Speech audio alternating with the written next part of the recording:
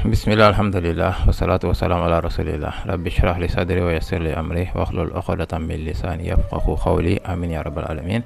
Assalamu alaikum wa rahmatullahi wa barakatuh. Donc nous continuons le cours sur les propriétés du ism. Donc nous avons déjà vu 3 propriétés du ism: statut, genre et nombre, n'est-ce pas? Sous statut, on a étudié comment déterminer si un ism est rafa, nasab ou jar. Genre, nous avons étudié comment savoir si un ism est masculin ou féminin. Et sur nombre, nous avons étudié comment savoir si un ism est singulier, pair ou pluriel. Et on s'est plus concentré sur le pluriel, n'est-ce pas? Donc aujourd'hui, nous continuons avec la 4e et dernière propriété du ism, qui est le type. Le type d'un ism. Donc laissez-moi juste vous expliquer ce que ça veut vraiment dire.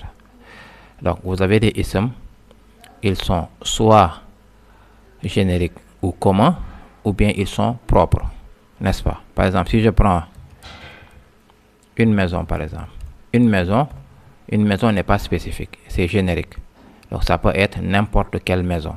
Donc ce ism est commun. Même chose pour un garçon. Un garçon est commun. Ça peut être n'importe quel garçon, donc commun. Par contre, si je dis le garçon, ici c'est spécifique. On sait exactement de quel garçon il s'agit. Donc on peut dire que le garçon, le ism garçon est propre, n'est-ce pas? Ou si je dis par exemple, je sais pas, si je dis Mamadou, Mamadou c'est un nom propre, on sait de qui il s'agit. Donc c'est propre. Donc n'est-ce pas? Si je dis aussi, si je dis cette maison, on sait aussi exactement de quelle maison il s'agit. Donc le ism est propre. Donc c'est ça la différence entre commun et propre. Ce qui est connu, c'est-à-dire propre, et ce qui est générique, ce qui n'est pas connu, c'est-à-dire commun. Ok? Et en arabe, on a différents types de propres. Nous allons plus nous concentrer sur comment déterminer si un ism est propre. Si on n'arrive pas à déterminer que le ism est propre, donc on en conclut que ce ism-là est commun. Ok? Donc nous allons étudier les différents types de propres qui existent. D'accord? Très bien. On y va. Donc, premier type de propre. Premier type de propre, ce sont les mots ou les isms qui ont al. Les isms et les mots qui ont al, ils sont propres. Donc vous prenez n'importe quel ism, quand ils ont al, donc automatiquement on en conclut qu'ils sont propres. Par exemple, si je dis al-bayt, le mot al-bayt qui veut dire la maison contient al. Donc ce ism est propre. Al-bayt est propre. Autre exemple, si je dis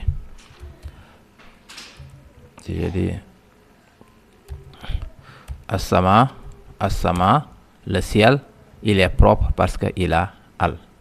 Ok? Donc ça c'est le premier type de propre. Les mots qui ont al sont propres. Les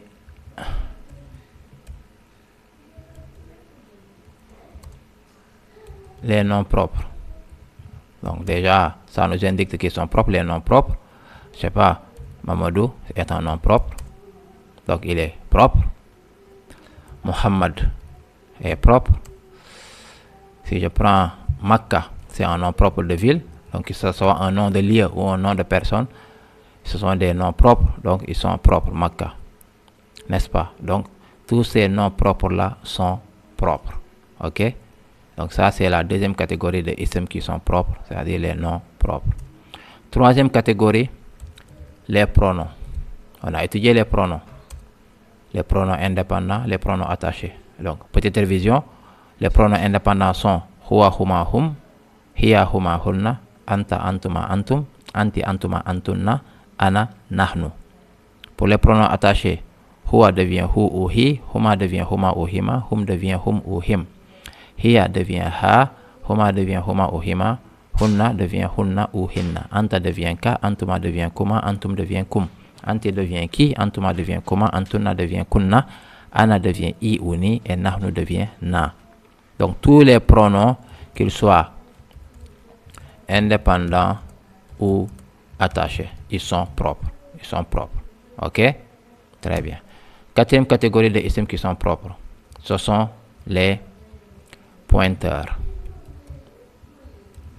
Les pointeurs, je ne sais pas si on les a pas encore vus, les pointeurs. On les verra, Inch'Allah.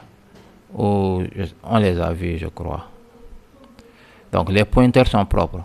Haza, hazani, haula'i, hazihi, hatani, haula'i, zalika, zanika, ulaika, tilka, tanika, ulaika. Les pointeurs, qu'ils soient proches ou loin, sont propres. Ok. Cinquième, les isms mawsoul. Les isms mawsoul, on ne l'a pas encore vu. Ce sont des types de isms, ils sont propres aussi. Les isms comme allazi, allazina, allati, c'est mots comme ça, ma, man, ça, ce sont des isms mawsoul, ils sont propres aussi. Ok. Sixième catégorie de propre, c'est celui qui est appelé. Celui qui est appelé. Donc, quand on appelle quelqu'un en arabe, on utilise toujours le mot ya devant. Ya. Ya. Donc, tout ce que je peux rajouter après ya est propre. Si je dis ya walad par exemple, ya walad est garçon. Walad qui veut dire garçon, un garçon. Normalement, c'est comment? Mais parce que je l'ai utilisé après ya, parce que j'appelle quelqu'un en utilisant le mot walad, ya walad, walad devient propre. Ya walad. Ya Muhammad. Le mot Muhammad est propre.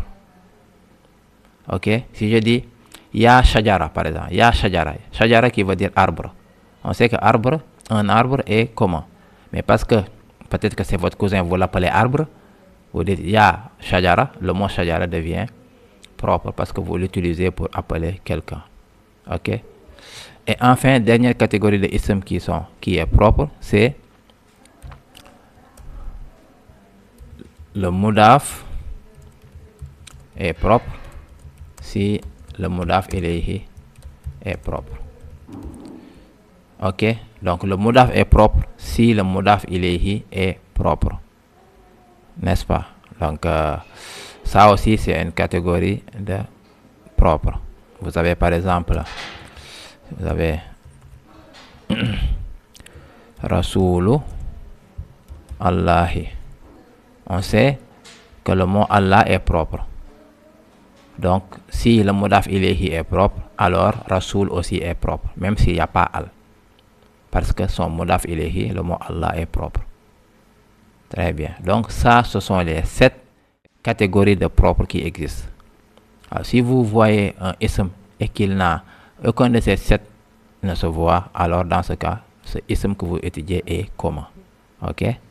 Donc, les mots qui ont al, les noms propres, qu'ils soient les noms propres de personnes ou de lieux, les pronoms, les pointeurs, les ism mawsoul, celui qui est appelé, et le mudaf est propre si le mudaf ilayhi est propre. Voilà.